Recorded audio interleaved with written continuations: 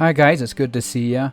I'm just going to be talking briefly about 10 things I wish I knew before I started making homemade TCG.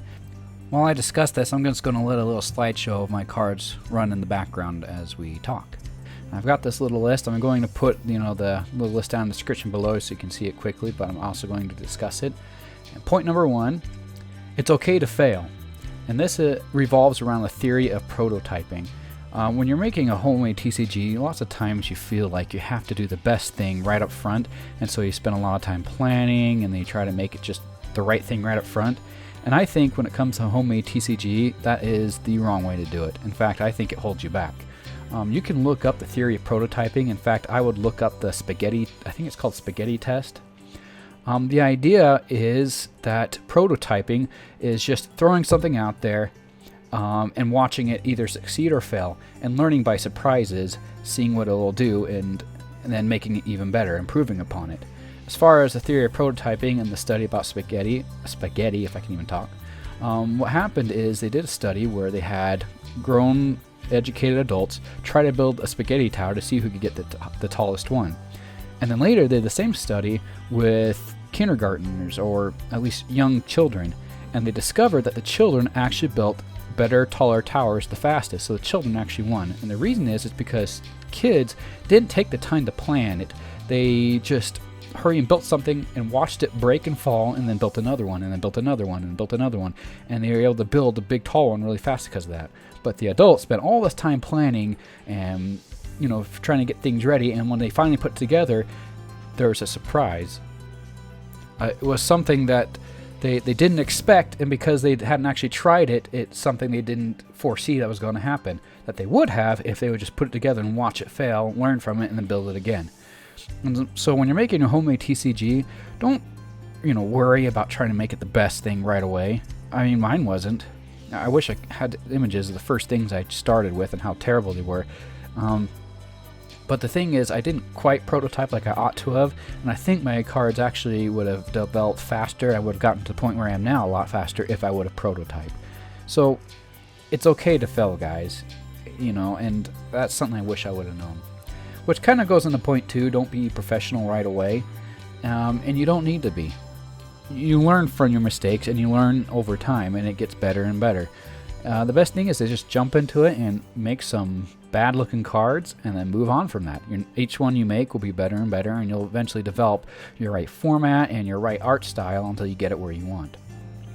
The third point I wish I would have known was getting involved in a TCG community, because I started making my cards right away without really talking to people or getting involved with people, and you learn a lot from others and what they've done and what they've learned from.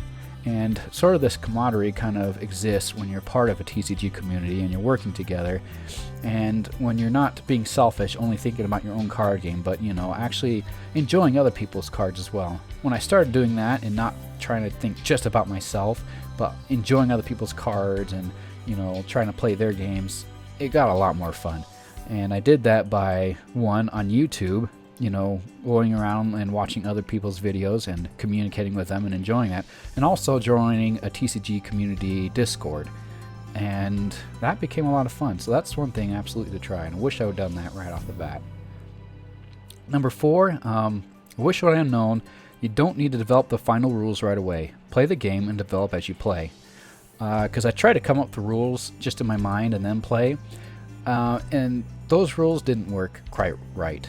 In fact, the original rules I tried to develop don't even exist anymore because they just didn't work. But I have finally figured it out that if I just take the game and just go find some friends and just start playing, you learn by experience, and this is kind of like prototyping as well. You just learn from experience, and you come up with some surprises, things you didn't expect, and then you change the rules based on that. And your friends have great insight. It's a different mind that has different perspectives and viewpoints. And so I played my game with other people who had different perspectives, and I changed my rules based upon that. And even though the majority of the rules were things I developed, they weren't all of it. A lot of it was input from other people. And so I was able to come up with some good rules because of that. So don't think that you have to develop your rules for your game right away. Just take it and just throw it in front of your friends, and together just start trying to play it and then develop the rules as you play. And it works really well that way. Number 5, practice drawing many things. It's okay to practice, and I think practice drawing like in a notebook really helps you develop the artistic value of your cards. And just try drawing random, diverse things, you know. It can be monsters, it can be people, it can be artificial things, cars, tanks, whatever.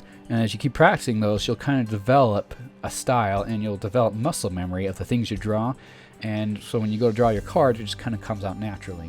When I draw my cards, a lot of things you see, the faces, the teeth, the tentacles, you know, I'm drawing randomly, but I mean, like, there's still muscle memory in there for things I've drawn hundreds of times. Like, I've done hundreds of tentacles, and now it's easy for me to come out with a tentacle every time because I've practiced it.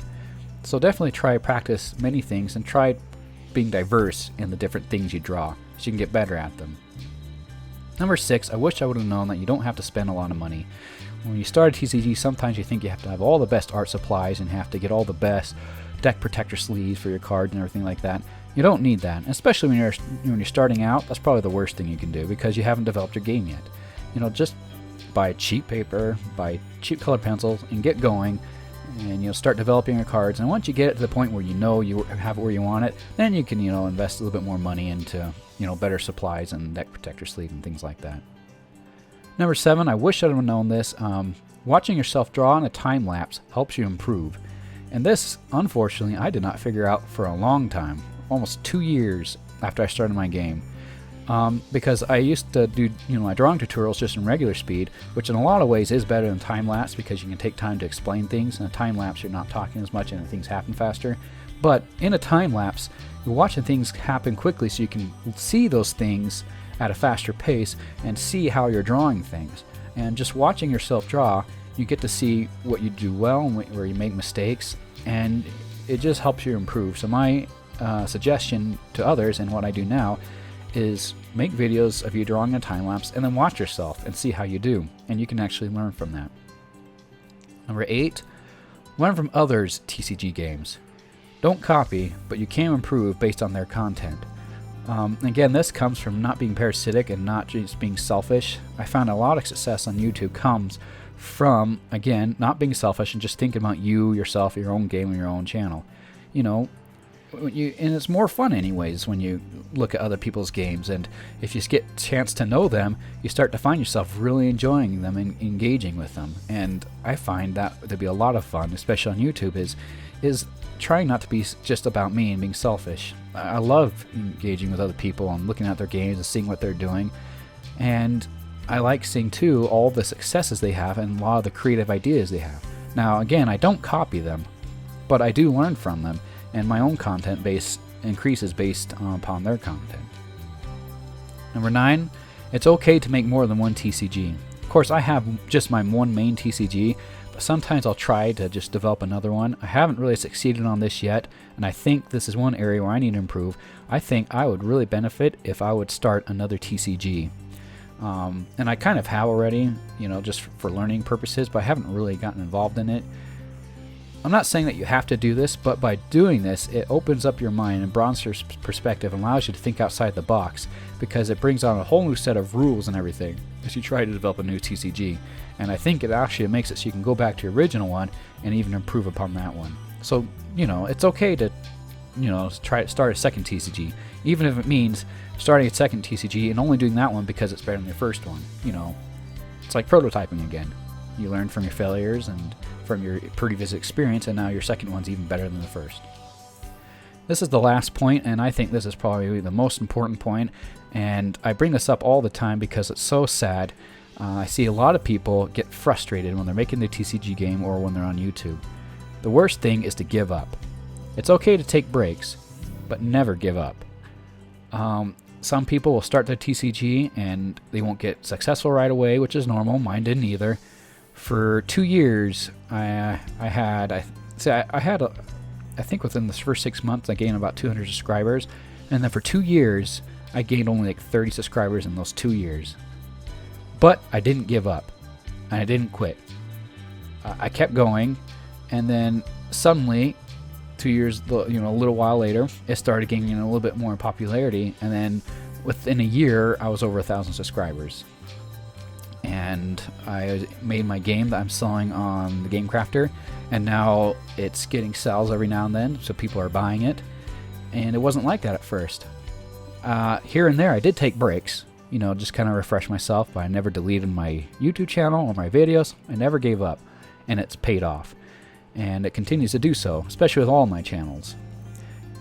So that's one thing I tell you, never give up. If your channel's not doing well and you haven't gotten ideas, it's okay to take breaks, but keep it there and keep going. It'll work out eventually. You just got to keep with it. Well, that's my list of 10. That's my top 10 things I wish I would have known before I started making a TCG. And I think these are good points for everybody. And if you have any questions or thoughts on those 10 points, well, go ahead and discuss them in the comments below, and we'll talk. And I'd love anything I can do to help you out. One thing important about this channel, like I said, especially now, the way I've changed my perspective is it's not about me being selfish about my channel. And you probably noticed I never asked you guys to subscribe to my channel. It's not that it's wrong to ask you to subscribe to my channel. I just find so much more fun when I'm more about helping other people than trying to just make things work for myself. I'm much more happy that way. And so that's what this channel is really about too. It's not just about me, it's about you guys and helping you guys become more successful and to enjoy making homemade TCGs. Well, that's all for this video, and again, anything you got that you want to discuss, let's discuss it in the comments below. Okay, well, if there's any other videos you'd like to watch, why not check out these videos right here.